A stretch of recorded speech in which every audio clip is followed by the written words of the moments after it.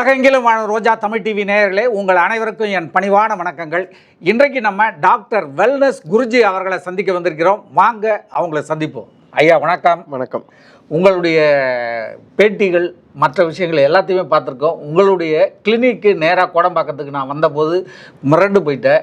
அவ்வளவு மக்கள் நோய் தீர்க்கிறதுக்காக உங்களை சந்திக்கிறதுக்காக அவங்க அமர்ந்திருந்ததை பார்த்து எனக்கு மிகப்பெரிய ஒரு ஆச்சரியமாக இருந்தது.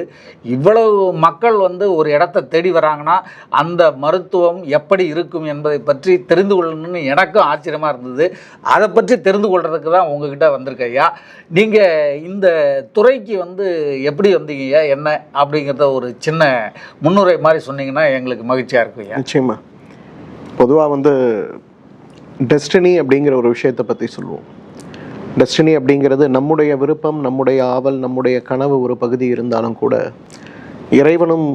இறையும் நம்மை வழிநடத்துவதில் நமக்கு எது நல்லது அப்படிங்கிறது நம்மை அறியாமல் தாமாகவே வரக்கூடிய ஒரு விஷயமாகத்தான் நான் பார்க்குறேன்.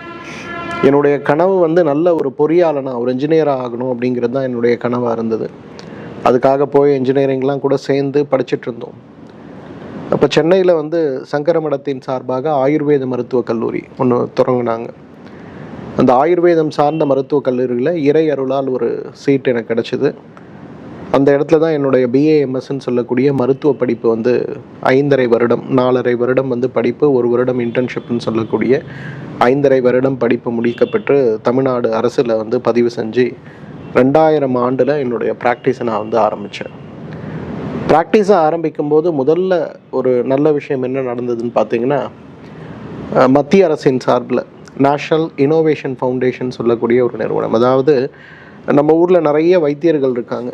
இந்த வைத்தியர்கள் மஞ்சள் காமாலைக்கு மருந்து, எலும்பு முறிவுக்கு கட்டுன்னு சொல்லி எப்படி நம்ம ஊரில் பிரசித்தம் இருக்கோ அதுபோல் இந்தியா முழுவதும் பிரசித்தமான வைத்தியர்கள் இருக்காங்க. அப்போ அரசில் ஒரு முடிவு என்ன எடுத்தாங்கன்னா, இந்த வைத்தியர்களுடைய ப்ராக்டிஸை எப்படி அறிவியல் பூர்வமாக நிரூபித்து அவர்களுக்கு பேட்டர்ன் செய்து அவர்களுடைய ட்ரெடிஷன் நாலேஜ் அதிலிருந்து கிடைக்கக்கூடிய பலன்களை அறிவியல் பூர்வமாக நிரூபித்து உலகுக்கு கொண்டு போக முடியும் அப்படிங்கிற ஒரு விஷயத்தை செய்யக்கூடிய ஒரு பொன்னான வாய்ப்பு எனக்கு கிடைச்சது. 4 வருடங்கள் இந்தியா முழுவதும் நாம் பிரயாணம் செய்து இன்றைக்கு இந்தியாவில் இருக்கக்கூடிய பாரம்பரியமாக இருக்கக்கூடிய இன்றைக்கு 100 வருஷம், 300 வருஷம், 500 வருஷமாக இருக்கக்கூடிய வைத்தியர்கள் நிறைய பேரை சந்தித்து அந்த வைத்திய முறையில் அவர்கள் கையாளக்கூடிய விஷயங்கள் என்ன, உண்மையிலேயே அதெல்லாம் மருத்துவபூர்வமாக நிரூபிப்பதற்கு தேவையான மருத்துவ தரவுகள்னு சொல்லக்கூடிய டாக்குமெண்டேஷன், இந்த டாக்குமெண்டேஷன்லேருந்து எவிடன்ஸ் பேஸ்டு ஆயுர்வேதான்னு சொல்லக்கூடிய உண்மையிலேயே அவர்கள் கொடுக்கக்கூடிய மருந்துகள் உடலில் நல்ல மாற்றத்தை ஏற்படுத்துகிறதா அப்படிங்கிற விஷயத்தை டாக்குமெண்ட் செய்து மத்திய அரசாங்கத்திற்கு 4 வருடங்களில் கிட்டத்தட்ட அந்த மாதிரி 20,000 ப்ராக்டிசஸை டாக்குமெண்ட் செஞ்சு கொடுத்தேன்.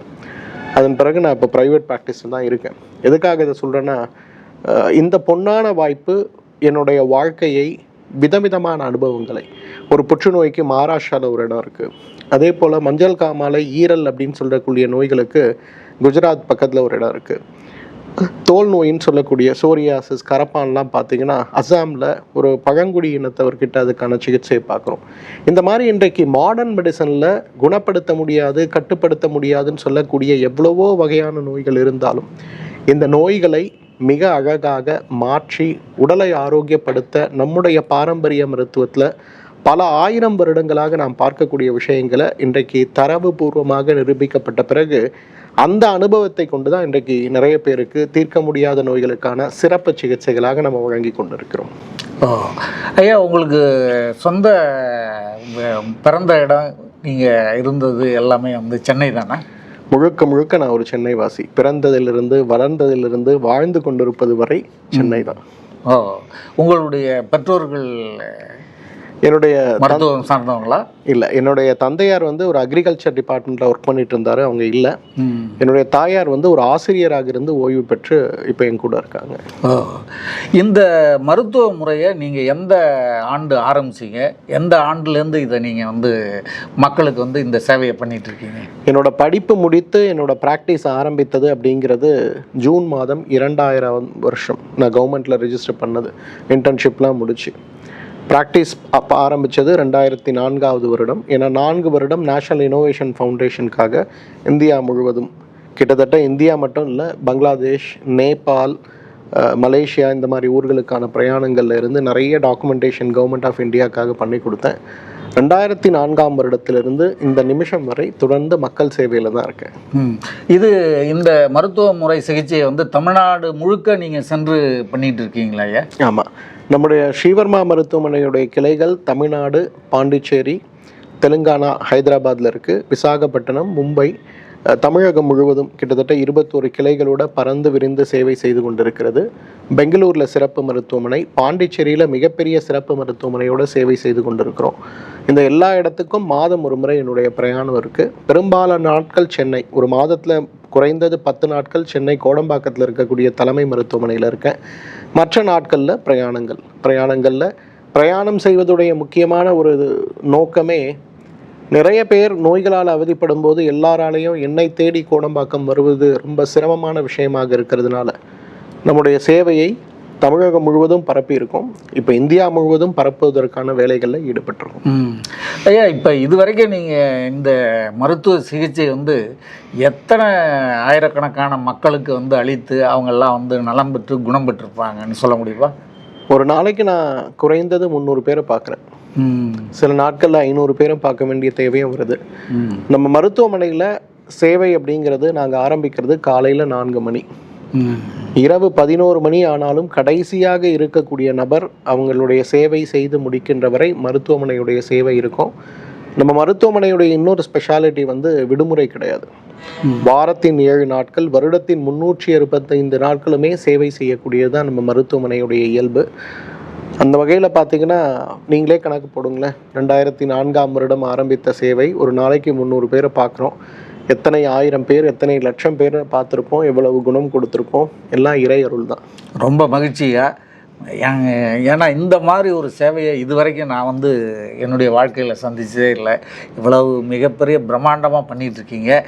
என்னென்ன நோய்களுக்கெல்லாம் நீங்கள் வந்து சிகிச்சை அளிக்கிறீங்க அப்படிங்கிறத தெரிஞ்சுக்கலாமா ஐயா?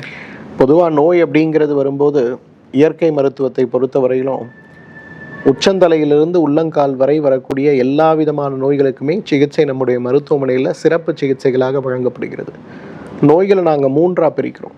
முதல் நிலை நோய்கள்னு சொல்லுவோம். நோய் ஆரம்பித்த முதல் 6 மாதத்தில் நம்ம மருத்துவ சிகிச்சைக்கு வரக்கூடிய நோய்கள், அது தலைவலியாக இருக்கட்டும், சைனஸ் நோயாக இருக்கட்டும், ஆஸ்துமாவாக இருக்கட்டும், புற்றுநோயாக இருக்கட்டும், எந்த நோயாக இருந்தாலுமே முதல் 6 மாதத்தில் வரக்கூடிய முதல் நிலை நோய்களுக்கு மருத்துவ சிகிச்சை, சமண சிகிச்சைன்னு சொல்லக்கூடிய மருந்துகளை கொண்டு குணமாக்கக்கூடிய சிகிச்சையை கொடுக்குறோம். 6 மாதத்திலிருந்து 2 வருடம் வரை இருக்கக்கூடிய நோய்கள், பொதுவாக நம்ம இயற்கை மருத்துவத்துக்கு வரக்கூடியவங்க யாருமே ஒரு முதல் நிலை சிகிச்சைக்காக வருபவர்கள் அப்படிங்கிறது ரொம்ப குறைவு. ஒரு அலோபதி மருத்துவம், ஹோமியோபதி, நிறைய சிகிச்சை முறைகளை எடுத்து பலன் கிடைக்காமல் நம்முடைய மருத்துவமனைக்கு வருபவர்கள் தான் அதிகம். அப்போ 2லிருந்து 4 வருடம் அல்லது 6 மாதத்திலிருந்து 2 வருடம் வரை இருக்கக்கூடிய நோய்களுக்கு வரும்போது சோதனை சிகிச்சைன்னு சொல்லக்கூடிய உடல் கழிவு நீக்க சிகிச்சைக்கு முக்கியத்துவம் கொடுத்து நம்ம சிகிச்சை கொடுக்குறோம். நாட்பட்ட நோய்கள், இன்னைக்கு மருத்துவ அகராதியில் குணப்படுத்த முடியாத நோய்கள்னு ஒரு பெரிய வகைப்பாட்டியல் இருக்கிறத பார்க்குறோம். இந்த குணப்படுத்த முடியாத நோய்கள் அப்படின்னு வரும்போது அதற்கு கொடுக்கக்கூடிய சிகிச்சையாக சமண, சோதனை, காயகல்பம்னு சொல்லக்கூடிய உடலை பலப்படுத்தக்கூடிய சிகிச்சைகளை கொடுக்குறோம். ஒரு 3 மாதம் மூட்டு வலியால் அவதிப்படுபவர்களுக்கு கொடுக்கக்கூடிய சிகிச்சையும், 2 வருடங்களுக்கு மேலே மூட்டு வலியால் அவதிப்பட்டு கொண்டிருக்கவர்களுக்கு கொடுக்கக்கூடிய சிகிச்சையும், 5 வருடங்களுக்கு மேலாக மூட்டு வலியால் அவதிப்பட்டு கொண்டிருப்பவர்களுக்கு கொடுக்கக்கூடிய சிகிச்சையும் வித்தியாசமானது. பொதுவாக நம்ம மருத்துவமனையில் சிகிச்சைங்கிறது 5 முக்கியமான பகுதிகளை கொண்டிருப்பது. முதலாவது உடல் சுத்தி, 2வது மூச்சு பயிற்சிகள், 3வது யோக பயிற்சிகள், தியான பயிற்சிகள், 4வது உணவு சார்ந்த வழிகாட்டுதல்கள், 5வது தான் நம்ம மருந்துக்கு கொண்டு வருவோம். பொதுவாக எங்களோட பிரின்சிபலில் நாங்கள் சொல்கிறது, நோயை குணமாக்க மருந்துகள் 100% உதவுமா அப்படின்னா உதவாது, அது பொய்யின் அர்த்தம்.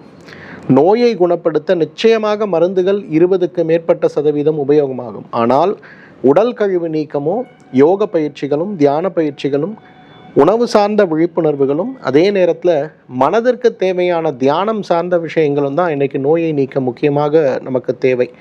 அந்த வகையில் இந்த 5 விஷயங்களை கொண்டு சிறப்பு சிகிச்சைகள், அது சமண சிகிச்சையாக நோய் தீர்க்கக்கூடிய மருந்துகளை கொண்டு, சோதனை சிகிச்சையாக உடல் கழிவு நீக்கம் சார்ந்த விஷயங்களை கொண்டு, காயகல்ப சிகிச்சையாக உடலில் ஏற்பட்டிருக்கக்கூடிய மனதில் ஏற்படுகின்ற பாதிப்புகளை மாற்றுவது சார்ந்து நாம் கொடுக்கக்கூடிய சிகிச்சையாக தொடர்ந்து கொடுத்து கொண்டிருக்கிறோம். ஐயா, இன்றைக்கு நாட்டில் நம்ம அதுவும் இந்தியாவில் சர்க்கரை என்கிற நோய் நிறைய பேரை பிடிச்சிருக்கு. அதிலிருந்து விடுபடுறது எப்படி அப்படிங்கிறது தெரியாத பல ஆண்டுகளாக அந்த சர்க்கரை நோயிலேயே இன்றைக்கி நம்முடைய மக்கள் உழண்டுக்கிட்டு இருக்காங்க. அந்த மாதிரியான நோய்களுக்கு நம்முடைய சிகிச்சையில் நல்ல பலனளிக்கக்கூடிய மருந்து இருக்கா, இல்லை முற்றிலும் தீர்க்க முடியுமா? ஏன் இந்த சர்க்கரை நோய்க்கு நம்முடைய உலகளவில் இன்னும் மருந்து கண்டுபிடிக்கல என்ன அப்படிங்கிறத பற்றியும், அந்த நோயிலிருந்து விடுபடுவது எப்படிங்கிறத பற்றியும் சொல்லுங்கள் ஐயா. நிச்சயமா. சரி, இன்றைக்கி சர்க்கரை நோயை பொறுத்த வரையிலும் முதல்ல சர்க்கரை நோய்னா என்னங்கிற புரிதல் நம்ம எல்லாருக்குமே தேவை. சர்க்கரை நோய் இன்றைக்கி இந்த பேரை கேட்டாலே நம்ம எல்லார் மனதிலும் ஒரு பயம் வந்து விடுவதை பார்க்கிறோம். சர்க்கரை நோய் இன்றைக்கு இந்தியா இன்னொரு 15 வருடங்களில் உண்மையிலே வல்லரசு ஆகுமா ஆகாதாங்கிற கேள்விக்கான ஒரு பெரிய மற்றும் ஒரு கேள்வியை உருவாக்கக்கூடிய ஒரு நோயாக இருக்கிறத பார்க்கணும். சமீப காலங்களில் பாருங்கள், நம்மளுடைய பிரதமர் கூட வெள்ளை சர்க்கரையை சாப்பிடாதீங்க, எண்ணெய் வித்துக்கள் சார்ந்த உணவுகளை குறைச்சிங்க, எண்ணெய் கொழுப்பு உணவுகளை குறைச்சிக்குங்கன்னு சொல்கிறதுக்கான காரணம் என்ன தெரியுமா? இன்னொரு 20 வருடங்களில், அதாவது 2050வது வருடம் நாம் கிட்டத்தட்ட போக போகிறோம். இந்த 25 வருடங்களில் இந்தியாவுடைய பொருளாதாரத்தை குறைக்கக்கூடிய மிகப்பெரிய நோய் எதுன்னா சர்க்கரை நோய் தான். நம்மலாம் ஆச்சரியமாக யோசிப்போம், என்னங்க சர்க்கரை நோய் எப்படி இந்திய பொருளாதாரத்தை பாதிக்கும்னு. 60 வயதில் வந்து கொண்டிருக்கக்கூடிய இருந்த ஒரு சர்க்கரை நோய் இன்றைக்கு 40 வயதில் வருவதை பார்க்கிறோம். கோவிட் பெருந்தொற்றுக்கு பிறகு 20 வயது உடைய ஆண் பெண் இன்றைக்கு முதல் பிரசவத்துக்கு தயாராகி கொண்டிருக்கக்கூடிய பெண்கள் கூட 140 விழுக்காடு கெஸ்டேஷனல் டயபெட்டிஸ்ன்னு சொல்லக்கூடிய பிரசவ கால சர்க்கரை நோயினால் பாதிக்கப்படுவதை பார்க்கிறோம். இந்த சர்க்கரை நோயுடைய மிகப்பெரிய ஒரு பாதிப்பு என்ன? உடல் சார்ந்த, நம்முடைய மனம் சார்ந்த, அறிவு சார்ந்த வளர்ச்சிகளை தடுக்கக்கூடிய சக்தி, குறைக்கக்கூடிய சக்தி இன்றைக்கு சர்க்கரை நோய்க்கு இருக்கிறத பார்க்குறோம். ஆயுர்வேதத்தில் இன்றைக்கு சர்க்கரை நோயை 20 வகையாக பிரிக்கிறோம். பித்தத்தால் ஆபது அப்படிங்கிறது 6, கபத்தால் ஆனது அப்படிங்கிறது 10, வாதத்தால் ஆனது அப்படிங்கிறது 4. 16 வகை சர்க்கரை நோய் ஆயுர்வேதத்தை பொறுத்தவரையிலும் முற்றிலுமாக குணமாக்கக்கூடியது. மீதம் இருக்கக்கூடிய 4 வகையான சர்க்கரை நோயில் 2 மருந்துகளை கொண்டு கட்டுப்படுத்தக்கூடியது, 2 உடல் கழிவு நீக்கம் மருந்துகள் காயகல்ப சிகிச்சையை கொண்டு கட்டுக்குள் வைத்து கொள்ளக்கூடியது தான். அப்படின்னா என்னன்னா, ஆயுர்வேதமும் எல்லா வகையான சர்க்கரை நோயையும் முற்றிலுமாக குணப்படுத்த முடியும்னு சொல்லலை.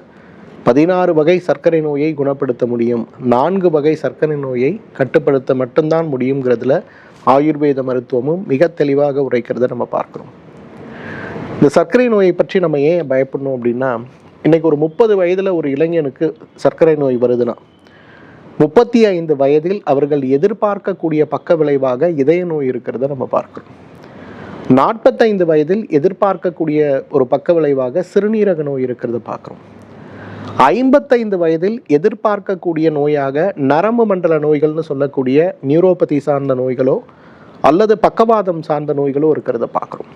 65 வயதுக்கு மேலே கண் பாதிப்பு, உறுப்புகளுடைய செயலிழப்பு, ஏன் இன்னும் சொல்லப்போனால் கை கால்களை வெட்டி எறியக்கூடிய அளவுக்கு உடலில் பாதிப்புகள் இருக்கிறதையும் நம்ம பார்க்கணும். இன்றைக்கு இந்த அளவு பக்க விளைவு ஏற்படுத்தக்கூடிய நோயாக சர்க்கரை நோய் இருக்குன்னா அப்போ ஒரு நாட்டுடைய பொருளாதாரம் எவ்வாறு நன்றாக இருக்கும்? இன்றைக்கு உலகத்திலேயே மிக அதிகமான இளைஞர்களை கொண்டிருக்கக்கூடிய நாடாக நம் நாடு இருக்குது. அடுத்த 30 வருடத்திற்கு மிக அதிகமான ஹை ப்ரொடக்டிவிட்டி ரேட் இருக்கக்கூடிய நாடாக இந்தியா இருக்க போது உலக பொருளாதாரத்தில் கிட்டத்தட்ட 2ஆம் இடத்திற்கு செல்லக்கூடிய அளவுக்கு வாய்ப்பு இருக்கக்கூடிய நாடாக நம் நாடு பார்க்கப்பட்டாலும் கூட இந்த சர்க்கரை நோயின்னு சொல்லக்கூடிய ஒரு நோய் இன்றைக்கு நம்மை பாடாய்படுத்துகிறது. நம்முடைய நாட்டுடைய பொருளாதாரத்தை மட்டுமல்ல, நாடு எவ்வாறு முன்னேறும் அப்படிங்கிறதையே கேள்விக்குறியாக்கி விடுவதை பார்க்கிறோம். அப்போ என்ன சார் பண்ணலாம்? 10 வழி சொல்லி கொடுக்குறேன். Very simple but very effective. 10 வழிகள். அப்போ இந்த 10 வழிகளை நம்ம பின்பற்ற ஆரம்பிச்சோம்னா சர்க்கரை நோய் வராமல் தடுக்க முடியும். யாரெல்லாம் இன்றைக்கு ப்ரீ டயபெட்டிஸ்ன்னு சொல்லக்கூடிய சர்க்கரை நோய் வரக்கூடிய ரிஸ்கில் இருக்கீங்களோ, நீங்கள் ரொம்ப அழகாக அதை குறைத்து கொள்வதற்கான ஒரு வாய்ப்பை உருவாக்கி கொடுக்க 10 வழிகள். 2வது, யாரெல்லாம் சர்க்கரை நோயோடு போராடி கொண்டிருக்கிறீர்களோ நோயுடைய தீவிரத்தையும் பக்க விளைவுகளையும் குறைப்பதற்கும் இது உதவி செய்யும். நம்பர் 3 வெரி இம்பார்ட்டன்ட், இன்னைக்கு இன்சுலின் டிபெண்ட்டாக ஆல்ரெடி மாறியாச்சு. நாளுக்கு நாள் மருந்தோட தேவை அதிகமாயிட்டே போகுது. நாளுக்கு நாள் சுகர் கண்ட்ரோலே இல்லாமல் இருக்குது. உங்களுக்கும் நான் சொல்லக்கூடிய 10 வழிகள் யூஸ்ஃபுல்லாக இருக்கும். ஆனால் இந்த 10 வழிகளில் ஒரு வழி கூட மருந்து சார்ந்தது கிடையாது.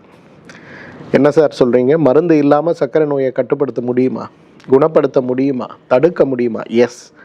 நான் சொல்லக்கூடிய 10 விஷயங்களும் இன்றைக்கு ஆயுர்வேத சித்த மருத்துவ நூல்களில் சித்தர்களும் அறிஞர்களும் நமக்கு சொன்ன விஷயங்களை மாடர்ன் மெடிசன் ரிசர்ச் இன்னைக்கு அறிவுபூர்வமாக விஞ்ஞானபூர்வமாக நிரூபித்திருக்கக்கூடிய 10 விஷயங்களை பற்றி தான் இன்னைக்கு பார்க்கணும். நம்பர் 1, மைண்ட்ஃபுல் ஹீட்டிங் சொல்லுவோம். பொதுவாக நம்ம நாக்குக்காக சாப்பிட்றோமா, வயத்துக்காக சாப்பிட்றோமா, ஆரோக்கியத்துக்காக சாப்பிட்றோமா? இந்த கேள்வியை நீங்கள் கேளுங்க. இன்றைக்கி நம்மில் நிறைய பேர், அதாவது நம்மெல்லாம் வந்து ஒரு 15 வயது 18 வயது இருக்கும்போது நீங்கள் வீட்டில் பார்த்தீங்கன்னா நம்முடைய உணவு பசிக்காக சாப்பிடுகின்ற உணவாக இருந்தது.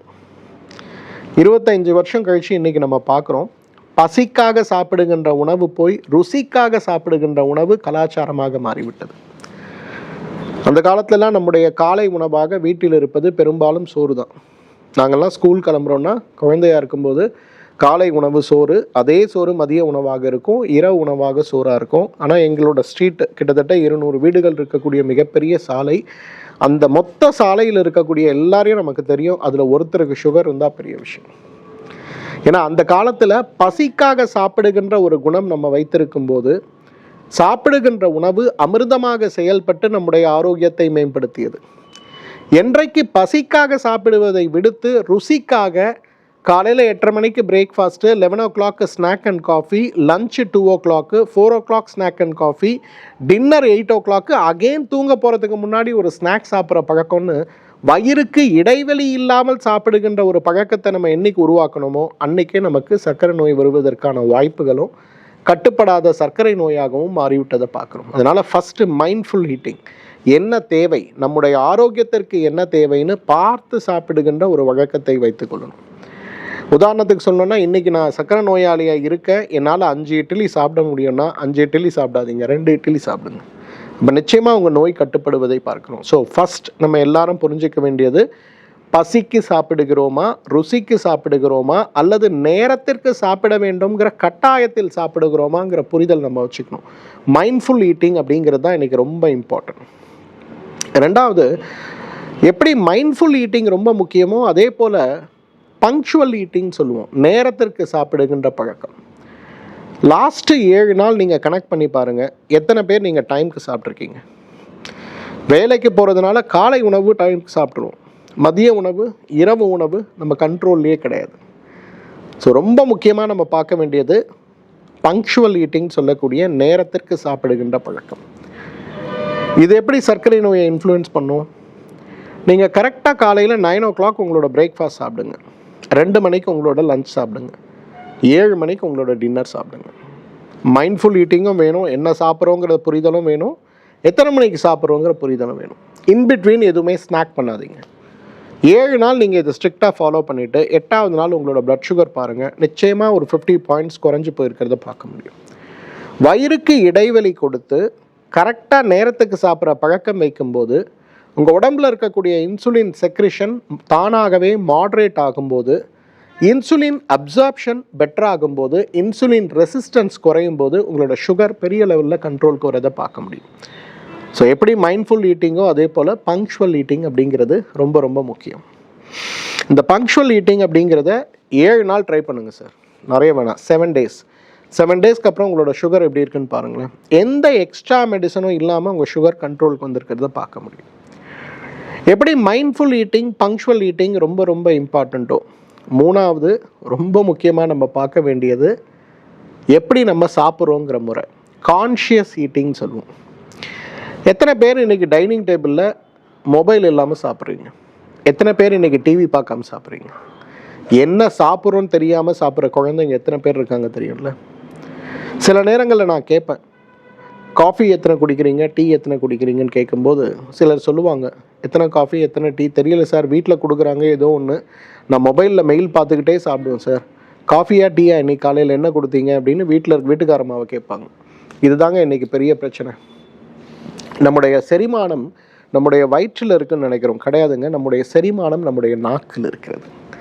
நீங்கள் சாப்பிட்ற உணவு கசப்பா, துவர்ப்பா, காரமா, உப்பா, இனிப்பா, என்ன உணவு நீங்கள் சாப்பிட்றீங்களோ நாக்கில் வச்ச உடனே இந்த நாக்கு உடனே மூளைக்கு சென்று மூளையில் இருக்கக்கூடிய என்ன உணவு சுவை சாப்பிடுங்கிறோங்கிற சில உணர்வுகளை தூண்டும் போது இந்த மூளை அந்த உணவுகளை ஜீரணம் செய்யக்கூடிய அமிலங்களை வயிற்றில் சுரப்பதை பார்க்கிறோம். இதுதான் ரொம்ப அழகான ஒரு விஷயம். இதை நம்ம யாரும் மைண்ட் பண்ணுறதே கிடையாது. அப்போ நம்ம எப்படி சாப்பிட்றோம் அப்படிங்கிறத விட கான்ஷியஸ் ஈட்டிங் அப்படிங்கிறது ரொம்ப ரொம்ப இம்பார்ட்டன்ட். சாப்பிட்ற நேரத்தில் மொபைல் ஃபோன், டிவி எல்லாம் ஒதுக்கி வைங்க. பொதுவாகவே நான் சொல்லுவேன், என்னோடய வீட்டில் பார்த்தீங்கன்னா டைனிங் ஹாலில் வந்து ஹாலோடு சேர்ந்த டைனிங் ஹால் தான், ஆனால் டிவி கிடையாது. எங்கள் வீட்டில் வந்து சொல்லப்படாத ஒரு சட்டம் என்னென்னா, சாப்பிடும்போது டிவி கிடையாது. என்ன காரணம்? சாப்பிடும்போது உட்காந்து கான்ஷியஸாக நம்ம சாப்பிட்டா மட்டும்தான் அந்த உணவு ஜீரணமாகும், முறையாக அமிலங்கள் சுரக்கும், உடம்போட ஆரோக்கியம் மேம்படும். ஸோ கான்ஷியஸ் ஈட்டிங் அப்படிங்கிறது ரொம்ப ரொம்ப முக்கியம். எப்படி மைண்ட்ஃபுல் ஈட்டிங் முக்கியமோ, எப்படி வந்து நம்மளோட என்ன சாப்பிட்றோங்கிறதுல ஒரு முக்கியத்துவம் கொடுக்குறோமோ, அதே போல் கான்ஷியஸ் ஈட்டிங் அப்படிங்கிறது ரொம்ப ரொம்ப முக்கியம். 4வது ரொம்ப முக்கியமானது, இன்றைக்கு உணவை எப்படி சாப்பிடுகிறோம், மென்று சாப்பிடுகிறோமா இல்லையா? நொறுங்க தின்றால் 100 வாழ்வுன்னு நம்ம சொல்கிறோம் இல்லையா? இன்றைக்கி உட்காந்து ஒரு சாப்பாடை 2 நிமிஷம் சாப்பிட்றோமா 20 நிமிஷம் சாப்பிட்றோமாங்கிறது ரொம்ப இம்பார்ட்டன்ட். இன்றைக்கி சென்னையில் இருக்கக்கூடிய மிகப்பெரிய ஒரு அரசியல்வாதி ஒரு முறை என்னை பார்க்க வந்திருந்தார். அவர் வரும்போது பார்த்திங்கன்னா அவரோட சர்க்கரை, அவரோட கிட்னி, அவரோட ஹார்ட்டு, அவரோட எடை எல்லாம் படுமோசமாக இருந்தது. அவர் என்கிட்ட வரும்போது வேறு ஒரு பெரிய அவரோட நண்பர் சொன்னதுனால என்னை பார்க்க வந்திருந்தார். வரும்போதே என்கிட்ட சொன்னார், சார் ஒரு நாளைக்கு 40 மாத்திரை சாப்பிட்றேன், நீங்கள் எக்ஸ்ட்ரா எனக்கு மாத்திரை கொடுக்காதீங்க, என் ஃப்ரெண்டு சொன்னாரேன்னு வந்தேன், நீங்கள் எனக்கு ஏதாவது அட்வைஸ் கொடுக்க முடியுமா, என்ன கொடுக்க முடியும்? நான் எல்லா ரிப்போர்ட்ஸையும் பார்த்துட்டு அவருக்கு ஒரே ஒரு விஷயந்தான் சொன்னேன், நீங்கள் உங்களோட மருந்துகள் ஒன்றுமே வேணாங்க, 2 வாரம் நான் சொல்கிறத பண்ணிட்டு வாங்க, எப்படி இருக்குன்னு பார்க்கலாம். என்ன சார் பண்ணணும்? காலை உணவு 20 நிமிடம், மதிய உணவு 30 நிமிடம், இரவு உணவு 20 நிமிடம். அவர் சிரிச்சார். இதனால் என்ன நடக்கும்னு நினைக்கிறீங்கன்னு கேட்டார். நான் சொன்னேன், இதனால் என்ன நடக்கும்னு பார்க்காதீங்க, இந்த 2 வாரம் ஃபாலோ பண்ணிவிட்டு நீங்கள் வாங்க, உங்கள் சுகர் எப்படி இருக்குன்றதை பார்ப்போம், முதல்ல அதிலேருந்து நம்ம சிகிச்சையை ஸ்டார்ட் பண்ணலாம். அப்போ அவர் கேட்டார், இதனால் என்ன பலன் கிடைக்கும் அப்படின்னு. இதனால் என்ன பலன் கிடைக்குங்கிறத நீங்கள் வரும்போது நான் சொல்கிறேன், இதை ஃபாலோ பண்ணுங்கள், ஆனால் ஸ்ட்ரிக்டாக ஃபாலோ பண்ணணும். 2 வாரம் கழித்து வரும்போது அவரோட சுகர் பார்த்தீங்கன்னா சாப்பிட்றதுக்கு முன்னாடி 40 பாயிண்ட்ஸும் சாப்பிட்ட பிறகு 70 பாயிண்ட்ஸும் குறைஞ்சிருந்தது. அதாவது லாஸ்ட் 10 வருஷத்தில் அவரோட சுகர் ஃபஸ்ட் டைம் 200க்கு கீழே இருந்தது. அவர் யூஸ் பண்ணுற மருந்து, அவர் பார்க்குற மருத்துவர்கள்லாம் இந்தியாவில் சிறந்த நீரிழிவு நோய் சிகிச்சை கொடுக்கக்கூடிய மருத்துவர்கள் தான், ஆனால் சுகர் கண்ட்ரோல் ஆகலை. இந்த உணவை மென்று சாப்பிடக்கூடிய ஒரே ஒரு பழக்கத்தை அவர் மாற்றிய பிறகு அவருடைய சர்க்கரை நோய் குறைந்தது. நல்லா யோசிச்சு பாருங்களேன். இன்றைக்கி நான் வாயில் உணவை போட்டு நன்றாக மென்று அரைத்து உமிழ்நீரோடு அதை சாப்பிடும்போது அது அவ்வளவு அழகாக உடலை ஆரோக்கியப்படுத்துவதை பார்க்க முடியும். இன்றைக்கி கஷ்டப்பட்டு நாள் முழுவதும் உழைச்சி 10 ரூபாய் நம்ம சம்பாதிக்கிறது எதுக்கு? 3 வயிறு உணவுக்கு தான். ஆனால் சாப்பிடுகின்ற உணவுக்குள்ள மரியாதையை கூட நம்ம கொடுக்குறோமாங்கிறது ஒரு கேள்விக்குறி தான்.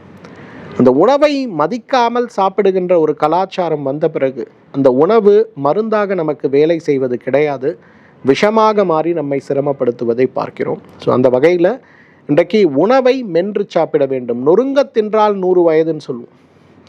எங்கள் வீட்டில் என்னோட மாமனார் இருக்கார், கிட்டத்தட்ட 90 வயசாச்சு. அவர் பிரேக்ஃபாஸ்ட்டு சாப்பிட்றாருனா 3/4 மணி நேரம் எடுப்பார், லஞ்சு சாப்பிட்றாருனா 1 மணி நேரம் எடுப்பார், டின்னர் சாப்பிட்றாருனா 1 மணி நேரம் எடுப்பார். எல்லாரும் சாப்பிட்டு முடித்த பிறகு தான் அவர் உட்காருவார். மெதுவாக சாப்பிட்டு முடித்து அவர் வரும்போது பார்த்திங்கன்னா 45 மினிட்ஸ் 1 ஹவர் ஆகும். இன்றைக்கி இந்த வயதிலும் அந்த வயதை காட்டிலும் ஆரோக்கியமாக இருக்கக்கூடிய ஒரு அருளை இறைவன் அவருக்கு கொடுத்துருக்காருன்னா, நான் பொதுவாக நினைக்கிறது அதற்கான பெரிய காரணம் உணவை மென்று சாப்பிடுகின்ற வழக்கத்தை வைத்திருக்கிறதுனால தான். லிவிங் எக்ஸாம்பிள்னே நான் சொல்லுவேன். ஸோ அதனால் சர்க்கரை நோயை கட்டுப்படுத்தணும்னா 4th இம்பார்ட்டன்ட் திங், உணவை மென்று சாப்பிடக்கூடிய பழக்கத்தை வைத்துக் கொள்ளுங்கள். பாருங்களேன், இன்றைக்கி நான் சொன்ன 4 விஷயமும் மருந்து சார்ந்தது கிடையாது. இன்றைக்கி நம்மளோட லைஃப் ஸ்டைலில் நம்ம மாற்ற வேண்டியது தான். 5வது விஷயம் என்ன தெரியுமா? ஸ்நாக்கிங்கை குறைங்க. இன்றைக்கி அந்த ஸ்நாக்ஸ் வணிகம் இருக்கு இல்லையா, இன்றைக்கி கிட்டத்தட்ட பார்த்திங்கன்னா இந்தியா முழுவதும் ஒரு வருடத்திற்கு ரிஜிஸ்டர்டு ஃபுட் கம்பெனிஸ், அதாவது சின்ன சின்ன கடைகள், சின்ன சின்ன ப்ராடக்ட் போடுறவங்க கிடையாது, இன்னைக்கு வணிக ரீதியாக கம்பெனியாக ரெஜிஸ்டர் பண்ணப்பட்டு அவர்கள் செய்யக்கூடிய ஸ்நாக்ஸ் உடைய வணிகம், சிப்ஸு, இந்த நிறைய வகையான நம்ம கொறிக்கிற ஐட்டம்லாம் பார்க்குறோமே, இதோட வணிகத்துடைய அளவு எவ்வளோ தெரியுமா? அசந்து போயிடுவீங்க. கிட்டத்தட்ட 7 லட்சம் கோடி ரூபாய். இந்தியா வந்து அவ்வளோ ஸ்நாக்ஸை நம்ம சாப்பிட்டுக்கிட்டு இருக்கோம். இன்றைக்கி நீங்கள் வந்து பெவரேஜஸ் கம்பெனிஸ் எடுங்க. இன்றைக்கி நம்ம பிரபலமாக இருக்கக்கூடிய குளிர்ந்த உற்சாக பானங்கள் சார்ந்த கம்பெனிஸோட பிஸ்னஸை பாருங்கள். இன்றைக்கி வணிக ரீதியாக காஃபி, டீ விற்கக்கூடிய கம்பெனிஸை பாருங்கள். காஃபி பவுடர், டீ பவுடர் அல்ல, வெறும் காஃபி, டீ விற்கக்கூடிய கம்பெனியோட பிஸ்னஸ் என்ன இருக்குன்னு பாருங்கள். 10 பாருங்களேன். சிப்ஸ் விற்கிற கம்பெனி, ஸ்நாக்ஸ் விற்கிற கம்பெனி, கேக் விற்கிற கம்பெனி, பிஸ்கட்ஸ் விற்கிற கம்பெனின்னு சொல்லி 10 பாருங்களேன். இத்தனை லட்சம் கோடி ரூபாய்க்கு வணிகம் நடக்குது. இத்தனை லட்சம் கோடி ரூபாய் வணிகத்துடைய அர்த்தம் என்னன்னா, அத்தனை லட்சம் கோடி ரூபாய்க்கு அதிகமான நோய்களோடு நாம் போராடக்கூடிய வாய்ப்பை நாம் உருவாக்கி கொண்டே இருக்கிறோங்கிறது தான் அர்த்தம். ஸோ ஸ்நாக்ஸ் சாப்பிட்றதை நிறுத்துங்க.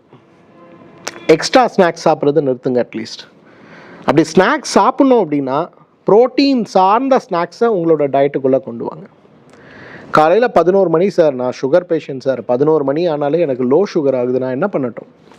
இறைவன் நமக்கு கொடுத்திருக்கக்கூடிய, இயற்கை கொடுத்திருக்கக்கூடிய மிகப்பெரிய வரப்பிரசாதங்கள் தான் பயறு வகைகள். இந்த உலகத்தில் எங்கேயுமே கிடையாதுங்க. மொத்த உலகத்தை நீங்கள் எடுத்தீங்கன்னா பயறு வகைகள் அதிகமாக கிடைக்கக்கூடிய ஒரே பூமி எதுனா நம்முடைய தாய் திருநாடு தான், தமிழ்நாடு தான் எஸ்பெஷலி சொல்லணும்னா. அப்போ இந்த பயறு வகைகளை நீங்கள் ஸ்நாக்ஸாக கொண்டு வாங்க. அதை வேக வைத்த பயறு வகையாக கொண்டு வாங்க. எக்காரணத்தை கொண்டும் எக்ஸ்ட்ரா ஸ்நாக்ஸ்ன்னு சொல்லக்கூடிய உணவுகளை தவிர்க்க முடியுமான்னு பாருங்கள். அது ரொம்ப ரொம்ப இம்பார்ட்டண்ட். இன்றைக்கி ஒரு மாதத்துக்கு கடையிலிருந்து வாங்கக்கூடிய, கொறிக்கக்கூடிய, பேக்கம் செய்யப்பட்ட, பதப்படுத்தப்பட்ட உணவுகளை நீங்கள் தவிர்த்து பாருங்களேன். உங்களோட சுகர் 50 பாயிண்ட்ஸ் இமீடியட்டாக குறையிறத பார்க்க முடியும். பிஸ்கெட்ஸு, கேக்ஸு, இன்றைக்கி வேறு சுகர் ஃப்ரீ பிஸ்கெட்ஸ்னு ஒரு டேக் வேறு. இன்றைக்கி சர்க்கரை நோயாளிகளும் சாப்பிடலாம் அப்படின்னு வருது. ஆனால் உண்மையிலே சாப்பிட்லாமானா கேள்விக்குறி தான், இல்லைங்களா? ஸோ இந்த ஸ்நாக்கிங்கை கட் பண்ணுங்கள். அப்படி ஸ்நாக்கிங் பண்ணணுன்னா உங்களோட ஸ்நாக்கிங்கை முடிஞ்ச அளவுக்கு கான்ஷியஸாக பயறு வகைகளாக, வேக வைத்த முளைக்கட்டப்பட்ட பயறு வகைகளாக மாற்ற முடியுமான்னு பாருங்கள். உங்களோட சுகர் வித்தின் நோ டைம் பெரிய அளவில் டிப் ஆகிறத பார்க்க முடியும். 6வது வெரி வெரி இம்பார்ட்டன்ட், எக்ஸ்ட்ரா பெவரேஜஸை கட் பண்ணுங்கள். இன்றைக்கி காலையில் எழுந்தவுடனே ஒரு காஃபி, ஆஃபீஸ் போகிறதுக்கு முன்னாடி டிஃபன் சாப்பிட்ட பிறகு ஒரு காஃபி, 11:30-12 ஆஃபீஸில் ஒரு காஃபி, திருப்பி ஈவினிங் 4 o'clock ஒரு காஃபி, 7 மணிக்கு வீட்டுக்கு வந்த பிறகு கூட ஏதாவது ஒரு பெவரேஜஸை கொண்டு ரெஃப்ரெஷ் பண்ணக்கூடிய ஒரு காஃபின்னு சொல்லி காஃபிகளோட, டீக்களோட போராட்டம் பண்ணுகின்ற ஒரு குடும்பமாக நம்ம இருக்கோம். இன்றைக்கி தமிழகத்துடைய டீ கடைகளுடைய சந்தை மதிப்பு எவ்வளோ தெரியுமா? 1 லட்சம் கோடி ரூபாய்ங்க. யோசிப்பீங்க நீங்கள், என்னங்க டீ கடையை வச்சு இவ்வளோ பெரிய சந்தையானது? உண்மை. உங்கள் ஊரில் 10 டீ கடை இருக்குல்ல, ஒரு டீ கடைக்காரனுக்கு ஒரு நாளைக்கு நீங்கள் 3000-5000 ரூபாய் வியாபாரம் வைங்களேன். ஒரு டீ கடைக்காரர் ஒரு மாதத்தில், ஒரு நாளைக்கு 10 டீ கடைனா 50,000 ரூபாய் உங்கள் ஊரில் இருக்கக்கூடிய ஒரு டீ கடைக்காரர் மட்டும் பிஸ்னஸ் பண்ணுறாருன்னா, தமிழகம் முழுவதும் எத்தனை டீ கடைகள் இருக்குது? தமிழகம் முழுவதும் எத்தனை காஃபி ஷாப்ஸ் இருக்குது? நகரங்கள், கிராமங்கள், குக்கிராமங்கள் வரை இன்றைக்கு டீ கடை இல்லாத கிராமங்கள் ஏதாவது இருக்கா? நேஷனல் ஹைவேஸில் இன்றைக்கி பாருங்களேன், ஒவ்வொரு 2 கிலோமீட்டருக்கு ஒரு முறை நீங்கள் டீ கடையை பார்க்கலாம், 10 டீ கடையை பார்க்கலாம். ஒவ்வொரு டீ கடையிலையும் 10 பேர் நின்று டீ குடிச்சிட்டு இருக்கிறத பார்க்கலாம். அப்போ எக்ஸ்ட்ரா பெவரேஜஸ் அப்படின்னு சொல்லக்கூடியதை நீங்கள் குறைக்கும் போது, குறிப்பாக நான் சர்க்கரை நோயாளி, சுகர் போடாமல் என்னால் சாப்பிட முடியாது, நான் நாட்டு சர்க்கரை போட்டுக்கிறேன், நான் தேன் போட்டுக்கிறேன்னு சொல்லக்கூடிய நிறைய பேரை நம்ம பார்க்குறோம் இல்லையா? இது எல்லாத்தையும் நம்ம கட் பண்ண ஆரம்பிக்கணும். எக்ஸ்ட்ரா பெவரேஜஸ், நான் சொல்கிறது காஃபியே குடிக்காதீங்க, டீயே குடிக்காதீங்கன்னு சொல்லலை. அளவாக குடிக்க ஆரம்பித்து உடம்புக்கு ஒரு ஓய்வை கொடுத்தீங்கன்னா அவ்வளவு பெரிய மாற்றம் உடலில் ஏற்படுவதை பார்க்க முடியும். ஸோ எக்ஸ்ட்ரா பெவரேஜஸை கட் பண்ணுங்கள். இதுவரையில் என்னென்னலாம் செய்யக்கூடாதுன்னு பார்த்தோம். அடுத்த 4 விஷயங்களாக நம்ம பார்க்க போகிறது என்ன செஞ்சால் நல்லது அப்படிங்கிறது. முதல்ல எண்ணெய் குளியல் பண்ணுங்கள். இன்றைக்கி ஆயில் பாத்தை விட சிறந்து உங்களுடைய சர்க்கரை நோயை கட்டுப்படுத்துவதற்கு ஏதாவது வழிமுறை இருக்காங்கிறது கேள்விக்குறிங்க. ஒரு சின்ன டெஸ்ட் பண்ணுங்களேன். நல்லா விளக்கெண்ணெய் எடுங்க, ஒரு 100 மில்லி எடுங்க, நல்லா சூடு பண்ணுங்கள். கழுத்துலேருந்து கால் வரையிலும் அந்த விளக்கெண்ணெயை தடவுங்க. தலைக்கு நல்லெண்ணெயோ தேங்காய் எண்ணெயோ ஏதோ ஒன்று உங்களுக்கு என்ன வசதியோ பழக்கமோ வச்சுங்க. இதை வாரத்துக்கு 2 நாள், பெண்கள் செவ்வாய் வெள்ளி, ஆண்கள் புதன் சனி, நல்லா தடவிட்டு ஒரு 20 மினிட்ஸ் கழித்து நல்லா சியக்கா போட்டு நல்லா தேய்ச்சி குளிங்க. இதை வந்து ஒரு வாரத்தில் 2 நாள் அப்படிங்கிறத ஒரு மாதத்தில் குறைந்தது 8 அல்லது 10 நாட்கள் முடித்து இந்த ஆயில் பாத் ஆரம்பிக்கிறதுக்கு முன்னாடி உங்களோட பிளட் சுகர் லெவலையும் இந்த 10 நாட்கள் குளித்த பிறகு உங்களுடைய பிளட் சுகர் லெவலையும் பாருங்கள். எந்த எக்ஸ்ட்ரா எஃபர்ட்டும் இல்லாமல் சுகர் கண்ட்ரோலுக்கு வந்திருக்கிறத நீங்கள் பார்க்க முடியும். யோசிப்போம் எப்படி இது பாசிபிள். உடலுடைய மிகப்பெரிய வாத உறுப்பு எதுன்னு கேட்டிங்கன்னா தோல் தான். இந்த தோலில் இருக்கக்கூடிய இந்த எண்ணெய் தேய்த்து குளிக்கக்கூடிய ஒரே ஒரு பழக்கம் உடலில் வாதத்தை கட்டுப்படுத்தக்கூடிய, வாதத்துடைய சீற்றத்தை கட்டுப்படுத்தக்கூடிய மிகப்பெரிய பழக்கம். இந்த வாதத்துடைய சீற்றத்தை கட்டுப்படுத்தக்கூடிய மிகப்பெரிய பழக்கமாக அது இருக்கும்போது தேவையற்ற மெட்டபாலிக்கில் இருக்கக்கூடிய, மெட்டபாலிசமில் வரக்கூடிய தேவையற்ற ஹைக் அண்ட் ஸ்பைக்குன்னு சொல்லக்கூடிய உயர்ந்த தாழ்ந்த நிலை இல்லாத ஒரு நிலை உருவாகும் போது உங்கள் உடம்புக்கு தேவையான எனர்ஜி பர்ஸ்ட் சரியாக இருக்கின்ற ஒரு நிலை உருவாகும் போது உங்களுடைய ஆரோக்கியம் மிகப்பெரிய அளவில் மேம்படுவதை பார்க்க முடியும். ஸோ அந்த வகையில் அந்த எனர்ஜி பர்ஸ்ட்ன்னு சொல்லக்கூடிய அன்வான்ட் ஃப்ளக்சுவேஷன்ஸ் இன் பிளட் சுகர் குறைக்கிறதுக்கு ஆயில் பாத் ரொம்ப சிறந்த ஒரு விஷயம். நான் இன்னும் கூட சொல்லுவேன், நீங்கள் வந்து காலையில் எழுந்த உடனே உங்களோட ஃபாஸ்டிங் பிளட் சுகரை செக் பண்ணுங்கள். ஆயில் பாத் எடுங்க, செக் பண்ணி பாருங்கள். குளிக்கிறதுக்கு முன்னாடியும் பின்னாடியும் நிச்சயமாக 20 to 30 பாயிண்ட்ஸ் உங்களோட பிளட் சுகர் குறைஞ்சி போயிருக்கிறத பார்க்க முடியும். ஸோ ஆயில் பாத் எடுங்க, உங்களோட சுகர் கண்ட்ரோல் ஆகிறத பார்க்கலாம். யாரெல்லாம் ப்ரீ டயபெட்டிஸில் இருக்கீங்க, ஆயில் பாத் எடுங்க, சுகர் வராமையே தடுக்கலாம். யாரெல்லாம் இன்சுலின் டிபெண்ட்டாக இருக்கக்கூடிய சர்க்கரை நோயோடையோ போராடுறீங்க, என்ன செய்தாலும் சர்க்கரை குறையிலன்னு கவலைப்படுறீங்க, கரெக்டாக ஃபாலோ பண்ணுங்கள், உங்களோட சுகர் குறைஞ்சி போகிறத நம்ம பார்க்கலாம். 8வது வெரி இம்பார்ட்டன்ட், இன்றைக்கி குறைந்தது ஒரு நாளைக்கு 5000 ஸ்டெப்ஸ் நடங்க. இதை வந்து நான் ரொம்ப ஸ்பிரிச்சுவலாக சொல்லுவேன். நீங்கள் வந்து எந்த மதத்தை சார்ந்தவராக இருந்தாலும் உங்களோட கோயிலை போய் சுற்றுங்க. நீங்கள் ஒரு ஹிந்துவாக இருக்கீங்களா, பக்கத்தில் நவக்கிரகம் இருக்கா பாருங்கள், போங்க 108 சுற்றுங்க. கிறிஸ்டியனாக இருக்கீங்களா, உங்கள் சர்ச்சை பற்றி சுற்றி வாக் பண்ணுங்கள். இல்லை நீங்கள் இஸ்லாமியராக இருக்கீங்களா, போங்க மாஸ்கை க்ளீன் பண்ணுங்கள், இல்லை மாஸ்கை சுற்றி வாக் பண்ணுங்கள். இன்றைக்கி என்ன தான் வந்து நோய் வருவதற்கான காரணம் உணவு, மன அழுத்தம் எது இருந்தாலும் கூடங்க, என்னுடைய அனுபவத்தில் வந்து இறைநிலையோடு ஒன்றி போகக்கூடிய ஒரு ஸ்பிரிச்சுவல் ஹீலிங் ப்ராசஸில் இருக்கும்போது சர்க்கரை நோய் வேகமாக குறைவது மட்டுமல்ல, சர்க்கரை நோயுடைய தாக்கமே மறைந்து போகிறதையும் நான் பார்க்குறேன். நிறைய இளைஞர்களும் இளம்பெண்களும் அவர்களுடைய நோய்க்காக என்னை பார்க்க வரும்போது எப்போவுமே என்னோடய ப்ரிஸ்கிரிப்ஷனில் ஸ்பிரிச்சுவல் ஹீலிங் சார்ந்த ஒரு விஷயத்தை ஆட் பண்ணி தான் கொடுப்பேன். இந்த கோயிலுக்கு போங்க, இந்த வகையான பயிற்சிகள் செய்யுங்க, இந்த மந்திரத்தை கேளுங்க, இந்த மந்திரத்தை சொல்லுங்கிற ஒரு விஷயத்தை நான் எப்போவுமே சொல்லுவேன். கேட்டு குணமாகி அதோடைய அனுபவத்தை பகிர்ந்து கொண்டவர்கள் ஆயிரக்கணக்கில் இருக்கிறத பார்க்குறோம். எந்த மருத்துவர்கிட்ட போனாலும் மருந்து தான், ஆனால் மருந்தை விட மற்ற விஷயங்களை செய்வதில் எடுக்கக்கூடிய கவனம் தான் நோயை குணப்படுத்துவது மட்டுமல்ல, நோய் வராமல் தடுப்பதற்கான உத்தியும் கூட. அந்த வகையில் என்னுடைய அனுபவத்தில் வெறும் மருந்து மாத்திரைகளை விட இறைநிலையோடு இருக்கக்கூடிய தொடர்பை அதிகப்படுத்தக்கூடியதும் பிரபஞ்சத்தோடு இருக்கக்கூடிய தொடர்பை அதிகப்படுத்துவதும் ரொம்ப முக்கியம். அதனால் 5000 ஸ்டெப்ஸ் வெறும் போய் ஒரு பார்க்கை சுற்றாமல் எங்கேயாவது கோயிலில் போய் சுற்ற முடியுமான்னு பாருங்கள். உங்களோட ஹீலிங் குணமாகிறது மட்டும் இல்லை, பெரிய அளவில் உடல் ஆரோக்கியம் அடைவதையும் பார்க்க முடியும். So 5000 steps walking must. 9வது தியானம் பண்ணுங்கள். என்னோட அனுபவத்தில் நான் சொல்கிறேங்க, ஹார்ட்ஃபுல்னஸ் தியானம், இதய நிறைவு தியானம்னு சொல்லக்கூடிய தியானம். இது வந்து ஒரு மதம் சார்ந்த தியானமே கிடையாது. பொதுவாக தியானம்னா நிறைய ஒரு கேள்விக்குறி வரும், சார் எங்கள் மதத்தில் இதெல்லாம் அலௌடு கிடையாதும்பாங்க. தியானம்ங்கிற வார்த்தைக்கான அர்த்தம் இறைநிலையோடு பிரபஞ்சத்தோடு நமக்கு ஏற்படுத்தி கொண்டிருக்கக்கூடிய தடைகளை மீறி தொடர்பை ஏற்படுத்தி மனதில் இருக்கக்கூடிய கவலைகளையும் ஆத்மாவில் இருக்கக்கூடிய நாம் ஏற்கனவே செய்த பாப புண்ணியங்கள் சார்ந்த விஷயங்களையும் புதுப்பித்துக் கொள்வதற்கான ஒரு நல்ல முயற்சி தான் தியானம். பொதுவாக தீர்க்க முடியாத நோய்கள்னு ஒரு வகைப்பாட்டியல் உண்டு. அதாவது இந்தந்த பாவம் செஞ்சோன்னா இந்தந்த நோய்கள் வரும் அப்படிங்கிறது. அப்போ ஏதோ நம்ம பூர்வ ஜென்மத்தில் செய்த பாபம் 20 வயதிலேயே சர்க்கரை நோய் வந்துருச்சு. டாக்டர்கிட்ட போகிறோம், இன்சுலின் கொடுக்குறாரு, என்னென்னமோ பண்ணுறாரு, சுகர் கண்ட்ரோல் ஆகலை. அப்போ என்ன பண்ண முடியும்? அந்த மாதிரி வரக்கூடிய குழந்தைகளுக்கு நான் கொடுக்கக்கூடிய ஒரு சிகிச்சைக்கு பேர் தான் தெய்வ விபாஷய சிகிச்சைன்னு சொல்லுவோம், ஸ்பிரிச்சுவல் ஹீலிங் சொல்லுவோம். ஸ்பிரிச்சுவல் ஹீலிங்னா என்ன? மணி மந்திர ஔஷத தியானம். அதில் முக்கியமானது தியானம் தான்.